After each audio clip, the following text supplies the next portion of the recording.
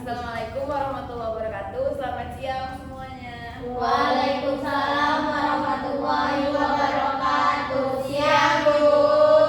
Apa kabar hari ini semuanya? Baik, Bu.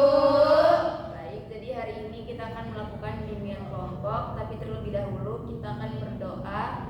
Di sini siapa yang mau membawa doa? Silahkan. Oke, baik semuanya. Sebelum kita memulai bimbingan kelompok kita pada siang hari ini, ada baiknya kita berdoa terlebih dahulu. Berdoa menurut agama dan kepercayaannya masing-masing. Berdoa di rumah. Berdoa selesai. Baik, terima kasih telah memandu doa. Sebelum kita mulai bimbingan kelompok kita hari ini, kita absen terlebih dahulu ya. Absen yang dijalankan.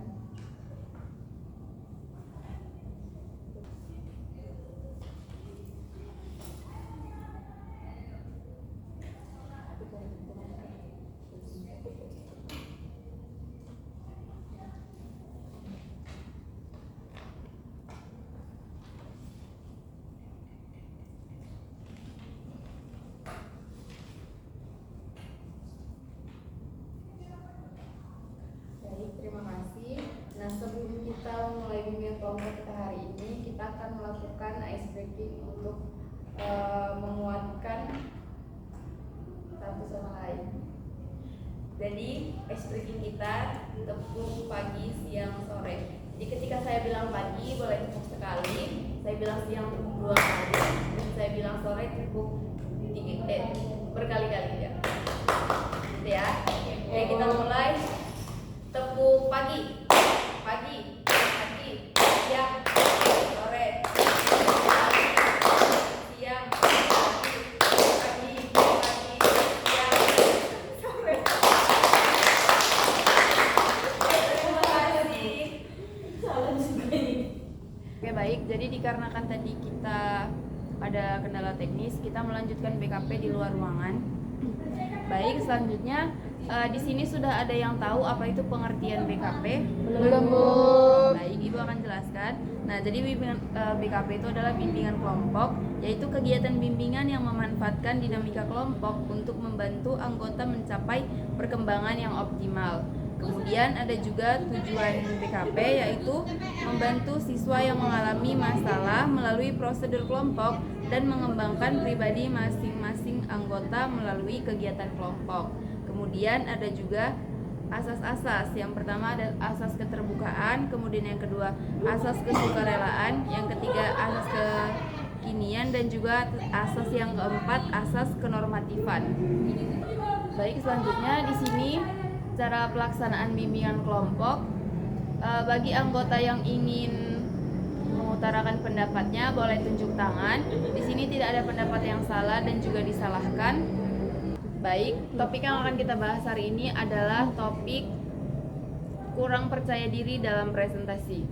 Nah, untuk anak-anak sekalian, tahu nggak apa itu faktor penyebab dari topik yang akan kita bahas? Saya, Bu. Ya, silahkan. Jadi menurut saya sendiri ya, Bu, untuk faktor penyebab orang itu tidak percaya diri pada saat presentasi, mungkin dalam kegiatan dia sehari-hari dia itu jarang tampil di depan orang banyak, dan itu membuat dia jadi ketika dia muncul di hadapan orang ada rasa takut sendiri, takut salah, takut jadi bahan perhatian atau bahan gunjingan bahkan. Itu aja. Terima kasih. Oke, selanjutnya ada lagi yang ingin berpendapat? Ya, silahkan. Menurut saya ini, Bu, faktornya orang malu dalam presentasi itu kayak nggak pede itu tuh, kurang percaya diri itu karena ada faktor dia yang lalu gitu, faktor dulu dia kena dari faktor keluarga juga bisa gitu, dari keluarganya nggak ngasih dia berpendapat di rumah, jadi dia pun waktu disuruh presentasi di depan dia pun jadi agak nggak percaya diri. Oke, ada lagi yang ingin berpendapat? Cukup. Nah, jadi dapat disimpulkan faktor penyebabnya itu yang pertama tadi mungkin dia jarang bicara di depan banyak orang, dan juga tadi faktor di keluarga dan masa lalu gitu ya. Kemudian beralih dari faktor penyebab. Nah, apa sih kira-kira dampak dari topik kita? Ada yang ingin berpendapat? Ya, silahkan. Ya, Bu, dampak dari topik kita ini pasti jadi minder sih, Bu, kurang percaya diri. Jadi dia nggak berani lah, Bu, untuk mengumumkakan pendapatnya, kayak misalnya dia ada kenapa atau kenapa gitu, jadi dia nggak berani untuk ngomong, Bu. Oke, ada lagi? Silahkan. jadi dampak dari kita kurang percaya diri pada saat kita presentasi itu, jadi kita itu kayak jadi bisa asal-asalan atau salah dalam menyampaikan sesuatu itu waktu kita lagi mempresentasikan. Jadi kayak teman-teman yang lain itu bisa menangkap yang lain gitu Bu dari hasil penjelasan presentasi tersebut gitu Bu. Ya. Ada lagi yang ingin menyampaikan pendapat? Oke, jadi dampak yang bisa kita simpulkan yang pertama ada kita jadi kurang percaya diri untuk presentasi, dan juga teman-teman kita juga jadi ambigu dari apa yang kita presentasikan gitu ya. Kemudian beralih dari dampak, apa sih kira-kira solusi yang tepat untuk topik kita kali ini? Ada yang berpendapat? Silakan. Mungkin solusi dari saya Bu, bisa dia melakukan mencoba berbicara gitu, mungkin dari lingkup yang kecil dulu, bisa ke teman-temannya, atau dia sekedar kayak curhat gitu didengar temannya, baru nanti lama-lama dia mungkin ada dia tumbuh rasa kayak oh aku nggak dijudge kok kalau ngomong, jadi dia bisa lama-lama membesar dan jadinya percaya diri untuk presentasi di kelas. Oke, ada lagi?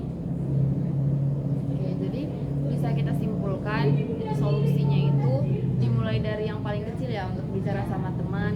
Ya mungkin kalau misal dia ngerasa responnya itu ternyata dia nggak dijudge, bisa mulai masuk lagi ke tahap berikutnya yang lebih besar. Oke. Nah jadi mungkin itu tadi topik yang telah kita bahas. Di sini kita akan berkomitmen satu persatu ya dari topik yang akan kita bahas. Siapa luan nih yang memulai? Silakan. Jadi saya sendiri berkomitmen bahwasannya saya itu akan lebih pede gitu untuk bicara di tempat umum, kayak mulai dari lingkup kecil. Oke, boleh.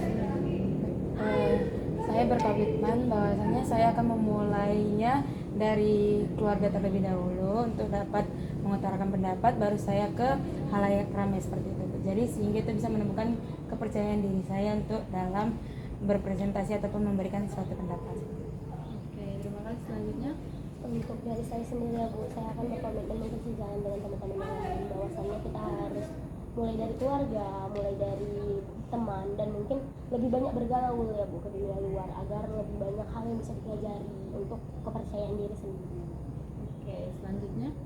Mungkin komitmen dari saya Bu, saya mungkin bisa lah Bu mulai pertama kalau nggak berani ke teman dulu, ke depan cermin sih Bu.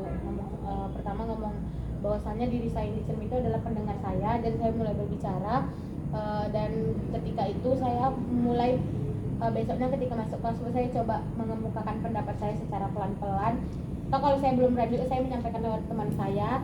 Kalau saya lihat pendapatnya dari teman saya diterima, baru saya mulai mencoba dari diri saya sendiri. Oke, yang terakhir boleh. Kalau saya mungkin mirip sama kakak ini Bu, jadi mulai dari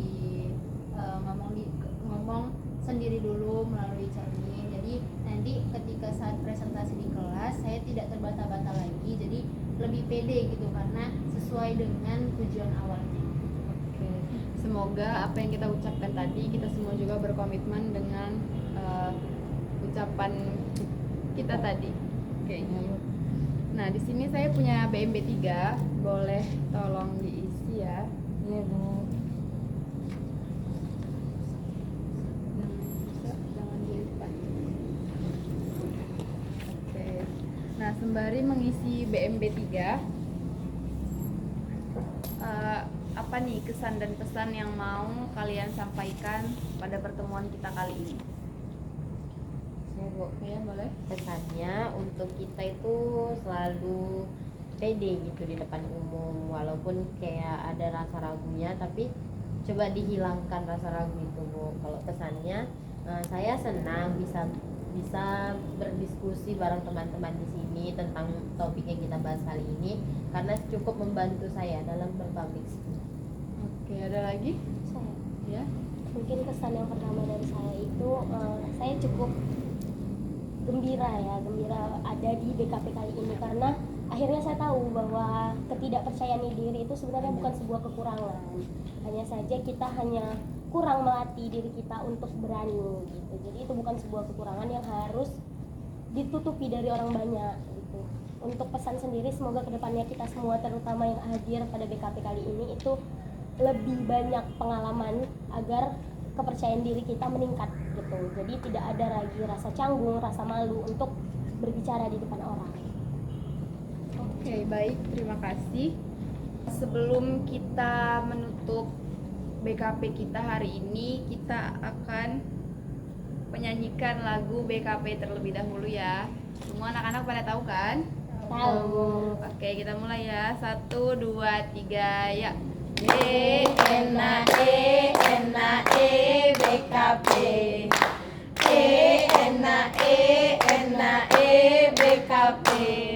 Kalau ada sumur di ladang, boleh kita menumpang mandi. Kalau ada umur yang panjang, ayo kita BKP lagi. BKP.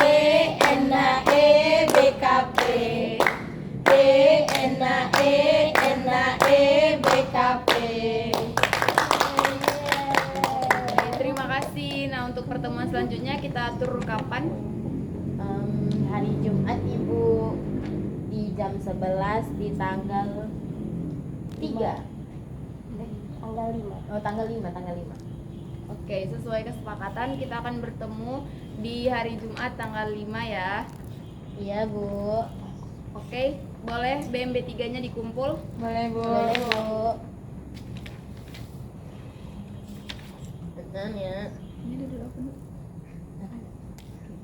Oke. Udah selesai. Oke, jadi sebelum kita menutup kegiatan kita hari ini, kita akan berdoa. Siapa yang akan memimpin doa? Saya. Oke, silakan. Sebelum kita tutup kegiatan kita kali ini, ada bagi kita berdoa menurut agama dan kepercayaan masing-masing. Izinkan saya memimpin doa agama Islam. Berdoa dimulai. Berdoa selesai.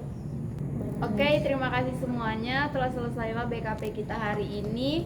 Selamat sore semuanya. Sore, Bu.